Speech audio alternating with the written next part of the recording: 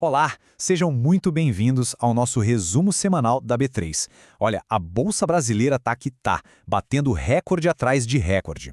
Mas com todo esse otimismo no ar, fica aquela grande dúvida, né? Será que é hora de apostar na segurança das gigantes de valor ou a gente deve ir com tudo na velocidade das empresas de momento? A resposta, vou te dizer, não é tão simples assim. E é exatamente isso que a gente vai desvendar juntos hoje. Dá uma olhada nesse número aí na tela. 157.749 pontos. Pois é a terceira máxima histórica seguida do Ibovespa. O clima é de otimismo, claro, mas também tem uma certa tensão no ar. A pergunta de US$ 1 milhão é: até quando essa alta toda vai se sustentar? E é aqui que entra o nosso dilema principal. Qual caminho seguir num mercado assim? A gente vai pela estrada mais segura, das empresas de valor, aquelas gigantes, sabe, consolidadas, que pagam bons dividendos? Ou a gente pega a pista de alta velocidade das ações de momentum, surfando essa onda de crescimento? Bom, vamos dar uma boa olhada nessas duas rotas. Então, para organizar nossa análise, o nosso roteiro é este aqui. Primeiro, a gente entende o cenário geral do mercado. Depois, vamos colocar frente a frente a força do valor contra o ímpeto do momentum. E para fechar, uma estratégia que busca unir o melhor desses dois mundos. Bora lá! Beleza? Vamos começar então mergulhando no cenário atual. Olha, o futuro do mercado nesse exato momento está parecendo uma verdadeira batalha. De um lado, forças bem positivas empurrando para cima. Do outro, ameaças bem sérias puxando para baixo. Entender esse cabo de guerra é crucial. De um lado, a gente tem três pilares bem fortes sustentando o otimismo. A expectativa de que os juros vão cair, a grana dos estrangeiros entrando sem parar e os preços das commodities se mantendo firmes. Já do outro lado, bom, aí vem os riscos que tiram o sono de qualquer um. A nossa dívida fiscal, uma inflação que não dá trégua e a montanha-russa do câmbio. É a estabilidade contra a incerteza. E uma hora, um desses lados vai pesar mais. E só para a gente ter uma ideia bem clara do risco mais crítico de todos, dá uma olhada nesse número. 82,5%. Essa é a projeção da nossa dívida pública em relação a tudo que o país produz, o PIB, lá para 2025. Essa trajetória é vista como insustentável e, sem a menor dúvida, é a principal ameaça para o nosso mercado hoje. Certo? Com esse cenário em mente, vamos analisar a nossa primeira tese de investimento, as ações de valor. A gente está falando daquele tipo de empresa que é um verdadeiro porto seguro, sabe? Estáveis, com lucros sólidos e que ainda por cima recompensam bem quem investe, com dividendos bem generosos. Começando pela gigante, a Vale. O que chama atenção aqui é o retorno que ela está dando, um dividend yield de quase 9%. Isso é muita coisa. E o lucro líquido crescendo 11%. A empresa está mostrando uma força tremenda. O ponto de atenção? Bom, é o de sempre, né? A Vale respira conforme a economia da China. Agora segura essa. Petrobras, ela sobe a régua dos dividendos para 11%. É impressionante. E o segredo para isso está na eficiência, principalmente lá no pré-sal, onde o custo para tirar o petróleo é super baixo. Isso garante margens de lucro altíssimas.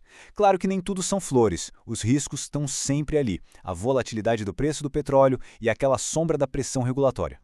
E para fechar o nosso trio de valor temos o Itaú Unibanco. O banco mostra por que é líder no setor financeiro.